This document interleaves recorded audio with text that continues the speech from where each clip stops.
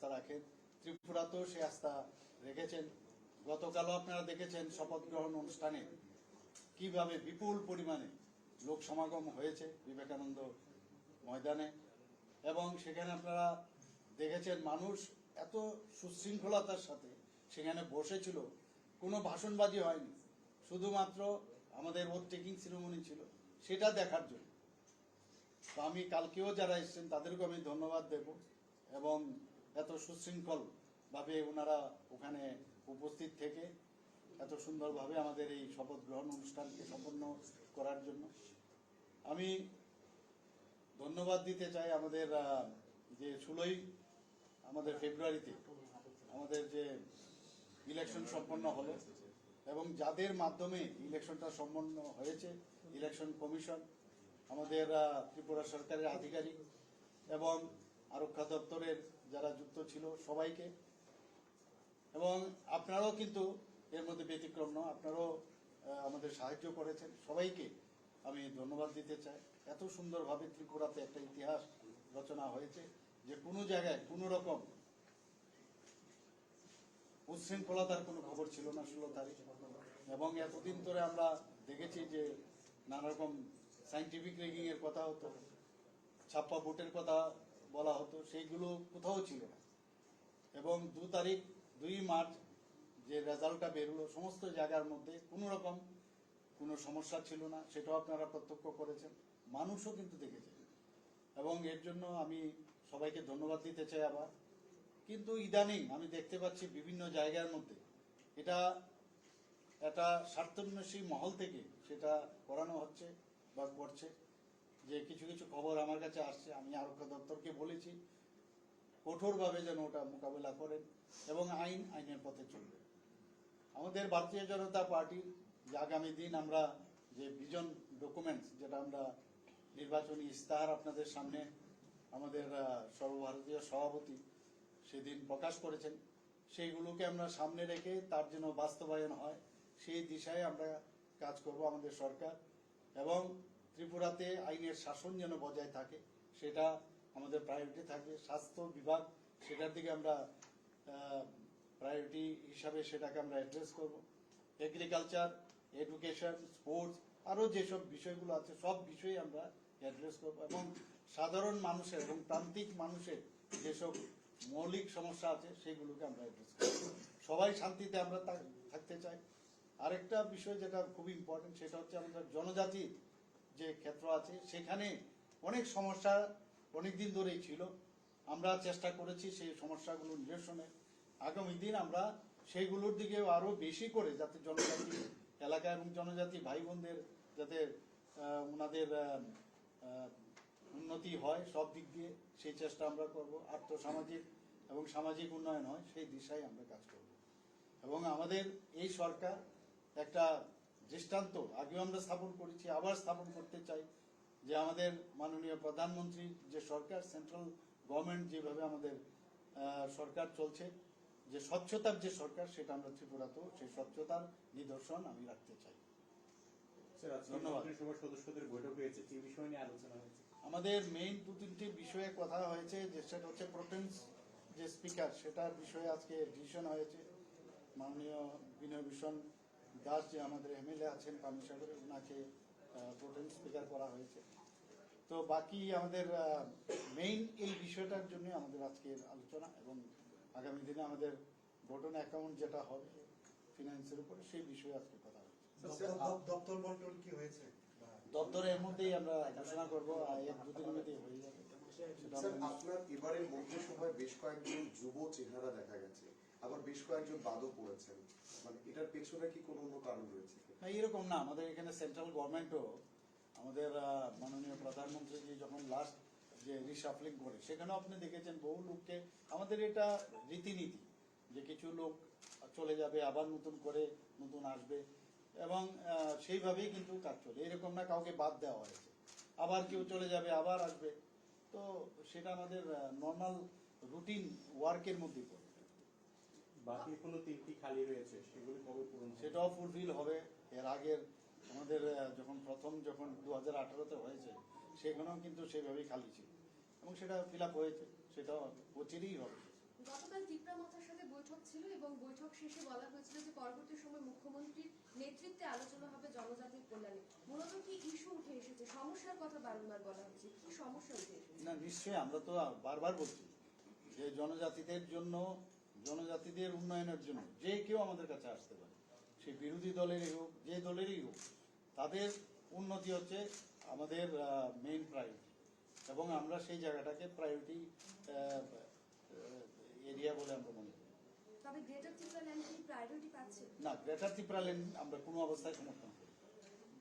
Sir, বাকি এমএলএরা কবে শপথ নেবে স্যার? কোনো আলোচনা হয়েছে? ওই তো সেটা তো বললাম তো, প্রোটেম স্পিকারের যখন আমাদের 15 তারিখ খুব সম্ভব স্থির হয়, সেদিনই প্রোটেম স্পিকারের পরে সেখানে সম্ভব যা নর্মাল প্রসিডিউর আছে সেভাবে হবে।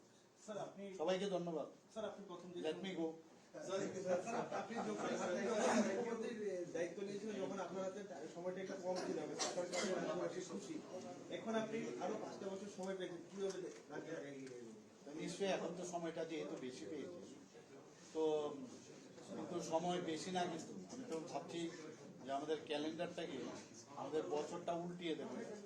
মানে 365 দিন, আমার একদিন চলে গেল, দুদিন চলে গেল, আর বাকি এতদিন, তো উল্টি একটা ক্যালেন্ডার সব ডিপার্টমেন্টে আমি ভেবেছি যে এটা আমি ফিক্স করে দেবো, তাতে ওই মানে সবাই, আদারওয়াইজ কি হয়, অনেকে মনে করে যে আমার কাছে অনেক সময় আছে। আমাদের যে কাউন্টডাউনের একটা ক্যালেন্ডার আমি ইচ্ছে আছে সেটা লাগানো। স্যার আরেকটা প্রশ্ন, এবার তো ভোট অন অ্যাকাউন্ট, পূর্ণাঙ্গ বাজেট তো পরে বোধহয় পেশ করবে, তো এই ক্ষেত্রে পূর্বতন যে অর্থমন্ত্রী ছিলেন জিষ্ণুদেব বর্মা, ওনার কি কোনো ওনার তো যেহেতু ওনাকে তো আমরা নিশ্চয়ই ওনার অ্যাডভাইস আমরা নেব। এমনিতে তো উনি তো এখন মন্ত্রী, সবাই কোনো অবস্থায় আসতে পারবেন না, না তো, কিন্তু উনি আমাদের আমাদের পার্টির একজন বিশিষ্ট ওল্ড আমাদের কলিগও বলা যায়, এবং ওনার নিশ্চয়ই পরামর্শ আমরা নেব। স্যার ঠিক আছে স্যার, দুদিন ধরে আমরা স্যার কেস করছি আপনাকে। বলে দিলাম তো আর কি। না স্যার, কিন্তু বাংলা হয়ে গেলে বুঝতে পারছেন তো, আমরা তো বাংলা কথা বলতে পারি না। হিন্দুগুলো আছে, আসবে বাংলা কম, সব হিন্দুগুলো বাংলা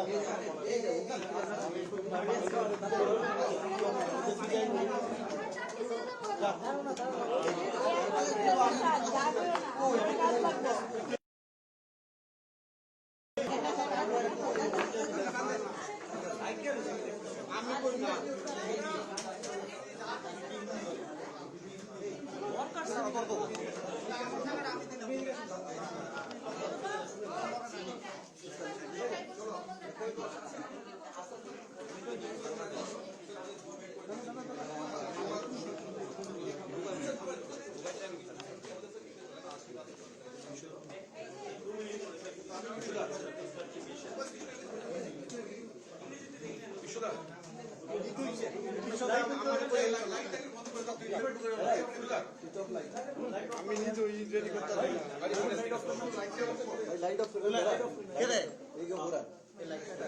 लाइट कैसे ऑफ करें? मेरा शॉट खराब हो जाएगा।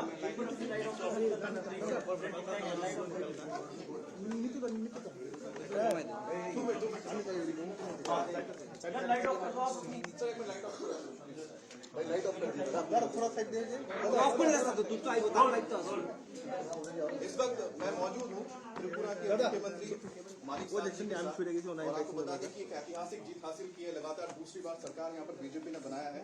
और मानिक शाह जी, एक बात बताइए, सबको जानना चाहता हूँ, जो मैजिक चला वो मानिक का चला कि मोदी का चला? जो भी हमारे लिए तो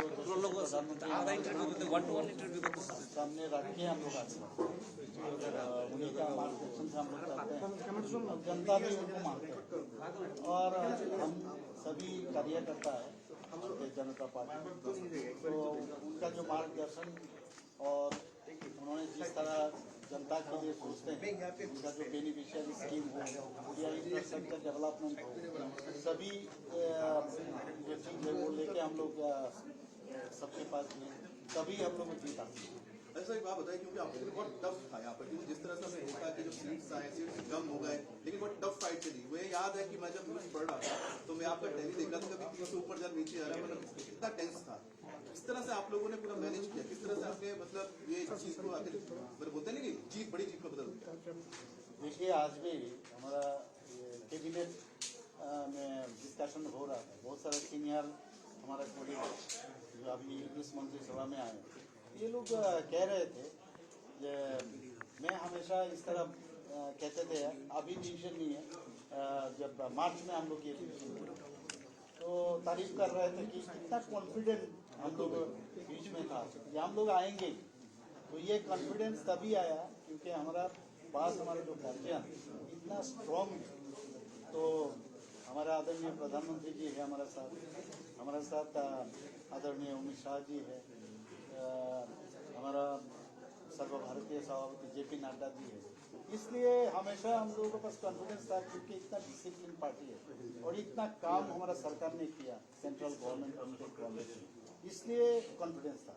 ये जो भी है T20 के ही है, जो भी कही है तो, लेकिन अल्टीमेटली हम लोग जीतेंगे, यही ये कॉन्फिडेंस था। सीट जो कम हो गया, आपको क्या लगता है क्या वजह रही उसकी? नहीं, कहाँ इतना कम हुआ हम लोग का, तो ये ठीक है 32+1 33 हुआ है। तो करीब कभी करीब इसके 10 नहीं, इसके बारे में हम लोग अभी बातचीत चल रहा है क्या क्या वजह है।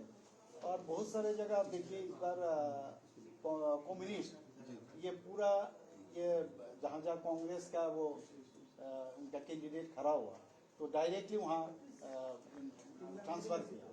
तो ये सब कारण से पहले तो कांग्रेस CPM ये सब एक साथ अलग से अलग लड़ते थे, तो इससे थोड़ा सा हो सकता हो। अच्छा, त्रिपुरा मोर्चा को लेकर आप लोग काफी लंबी बातचीत हुई, हमारी बातचीत हुई उनसे, तो उन्होंने कहा कि इंटरलोक्यूटर बना दिया गया है और उनकी बातों कहीं ना कहीं सेंटर मान रही है। नहीं, अभी बातचीत चल रहा है, ऐसा नहीं है, लेकिन मानने का सवाल नहीं है अभी, ये तो बातचीत अभी जारी है। तो ये अच्छा है कि ये लोग आ रहे हैं और खास करके ये जो जनजाति का उन्नयन के लिए वो लोग चाहते हैं, हम भी चाहते हैं, तो दोनों मिलकर हम लोग बात करेंगे, यही बात जो है वो जारी है। क्या दोनों को हम साथ में भी देखेंगे सरकार में? नहीं, ये अभी कैसे कह सकते हैं, ये तो अभी ये तो क्वेश्चन डजंट है। अच्छा, एक बात बताइए सर कि ये जो यहाँ पर जीत मिली है, क्या 2024 का एक तरह से हम देख रहे हैं कि आगाज हो चुका है, क्योंकि हम कह सकते हैं शुरुआत हो चुकी है जीत के साथ, बीजेपी ने धमाकेदार जीत हासिल की, 3 राज्यों में सरकार में शामिल है या बना ली है यहाँ पर पूरी तरह से खुद ही आप लोगों ने। देखिए 2024 में भी हमारा रिजल्ट इससे भी अच्छा होगा, इतना मैं कह सकता हूँ, इससे भी अच्छा होगा, ये मैं कह सकता हूँ कॉन्फिडेंट के साथ। और नॉर्थ ईस्ट में जैसे कि कई बार पूछा जाता है क्योंकि कहीं ना कहीं अब देखिए एक तरफ यहाँ पर हेमंत दादा है, ठीक है, उसकी तरफ आप दूसरी बार यहाँ पर मुख्यमंत्री बन रहे हैं जब फुल फ्लेजेड बीजेपी ने एक बार फिर से सरकार बना दी है, कितना आपको लगता है कि नॉर्थ ईस्ट से कितने आप लोग सीटें भेज देंगे? नहीं, नॉर्थ ईस्ट में तो हमारे यहाँ तो 2 सीट है, तो हम कह सकते हैं त्रिपुरा से तो हम 2 और बाकी सब मिला लेंगे तो नहीं, बाकी तो अपना अपना स्टेट का जो CM है या वहाँ का पार्टी प्रेसिडेंट है, तो इन लोगों से आपको बात करना पड़ेगा, या दूसरा गवर्नमेंट पार्टी का सरकार है, इन लोगों से पूछना पड़ेगा। और जहाँ तक त्रिपुरा का सवाल है, इतना तो मैं कह सकता हूँ यहाँ से दोनों सीट जो है दोनों में हम लोग BJP का सीट हम लेंगे। अच्छा सर, एक चीज आप बता दीजिए कि यहाँ पर राहुल गांधी जी उन्होंने जाके लंदन में कहा था कि जो भारत है, क्योंकि आप नॉर्थ ईस्ट स्टेट से आते हैं, तो उन्होंने कहा कि जो भारत है वो देश नहीं है, वो क्या है, वो यूरोप है। मैं क्या कहूँ, ये अभी जाके वहाँ जो डिफरेंट यूनिवर्सिटी है, ऑक्सफोर्ड यूनिवर्सिटी, क्वार्टरमेस्टर यूनिवर्सिटी में, तो वहाँ उनको बुलाते हैं, और इंडिया में क्या दूसरा यूनिवर्सिटी नहीं है क्या, वहाँ तो इनको बुलाते नहीं है। तो ये सोचने वाला बात है, वहाँ जाके पूछ, यहाँ आके पूछ, तो ये आप मैं क्या बोलूँ इनके बारे में। अच्छा सर, ये राइट डिसीजन था कि आप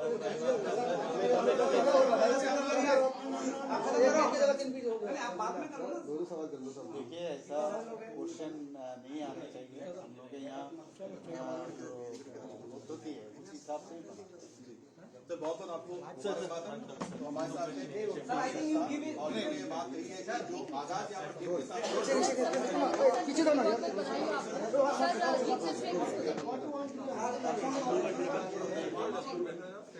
हमारा आदरणीय प्रधानमंत्री जी उनको ही देना है, उनके बिना कभी हम लोगों को जीत हासिल नहीं होना। हमारा गार्जियन है और जिस तरह उन्होंने देश के बारे में सोचते हैं, एक्टिस्ट पॉलिसी के माध्यम से त्रिपुरा को सोचते हैं, इसीलिए फर्स्ट तो इनको जाता है, उसके बाद त्रिपुरावासी जो जिन्होंने वोट दिया और पूरा त्रिपुरावासी के श्रेय है।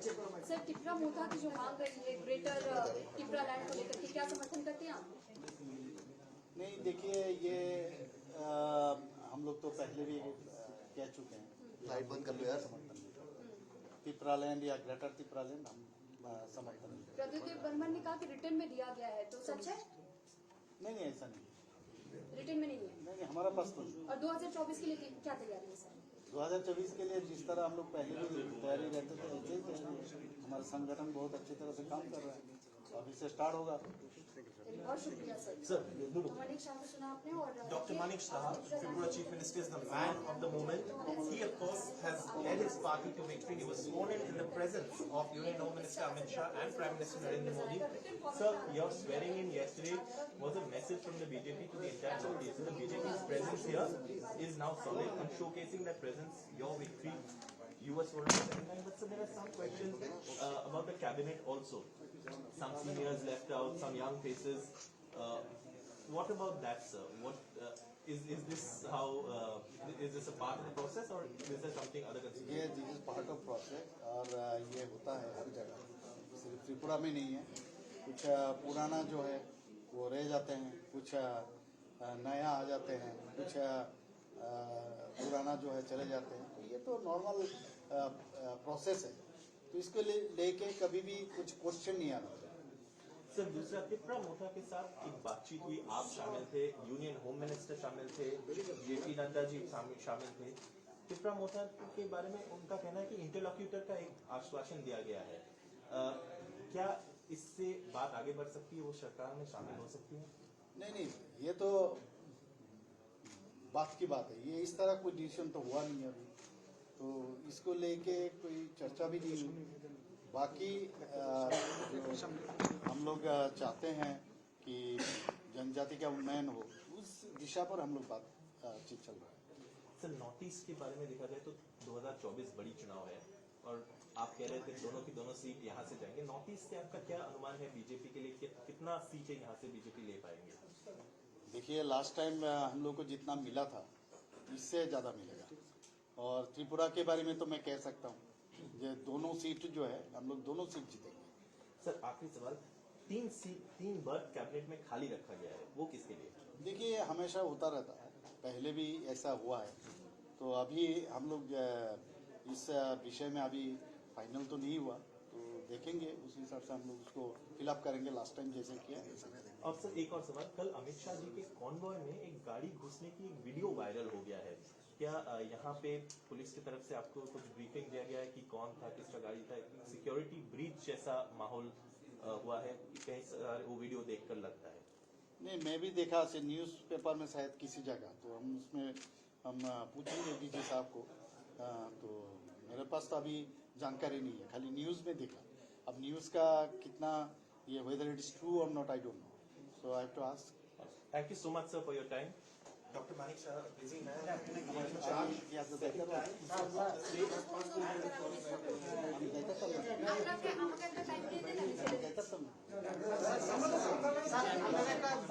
টোটাল দিয়ালাম আমরা সবাই চলে ঠিক আছে স্যার,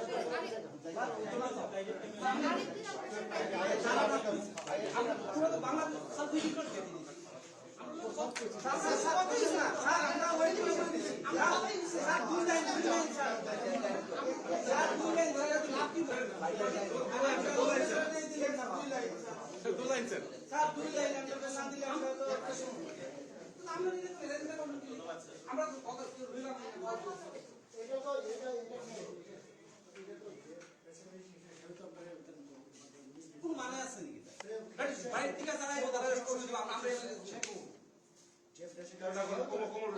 যারা